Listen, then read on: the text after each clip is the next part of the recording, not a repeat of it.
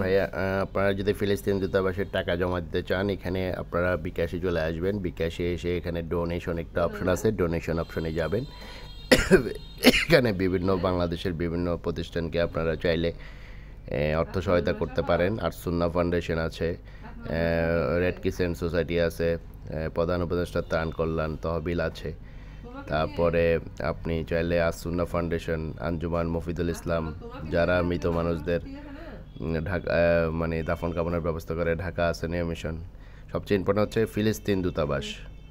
ফিলিস্তিন দূতাবাসে আপনারা যদি টাকা পাঠান, ওরা গাজাবাসীকে হেল্প করতে পারবে, যারা ভাত খেতে পারছে না, কোনো তিনবেলা খাবার খেতে পারতেছে না। যে কোনো সময় ইহুদি আগ্রাসনবাদী ইসরায়েলিরাও তাদের উপর বোমা হামলা করতেছে।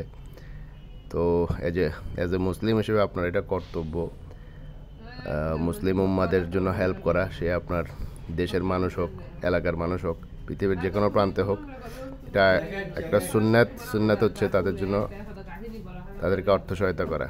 সো আপনারা এই অপশনে চলে আসবেন। এখানে এসে আপনাদের পরিচয় দিবেন, নাম দিবেন, ইমেল অ্যাড্রেস দিবেন, অনুদানের পরিমাণ দিবেন। কেউ যদি বলেন যে আমি ওখানে 5,000 টাকা দিব, 5,000 টাকা দিতে পারবেন।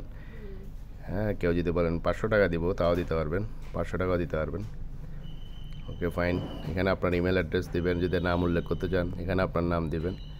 আর এখানে পরিচয় শেয়ার করতে না চাইলে দিবেন না। হ্যাঁ, ঠিক আছে। এটা আপনাদের জন্য জানানোর জন্য এই ভিডিওটা করা গেল। ঠিক আছে, ধন্যবাদ। সবাই দলে দলে এখানে ডোনেশন করুন, যাতে ফিলিস্তিনবাসী, গাজাবাসী, প্যালেস্তাইনবাসী একবেলা হলেও ভাত খেতে পারে। হয়তো এই জন্মে না হোক পরকালে, ইহকালে না হোক পরকালে, আল্লাহ আপনাকে এটার উসিলাই নাজাতের ব্যবস্থা করে দিবেন, পুলসিরাত পার করে দিবেন, ইনশাল্লাহ জান্নাতও দিতে পারেন। আসসালামু আলাইকুম।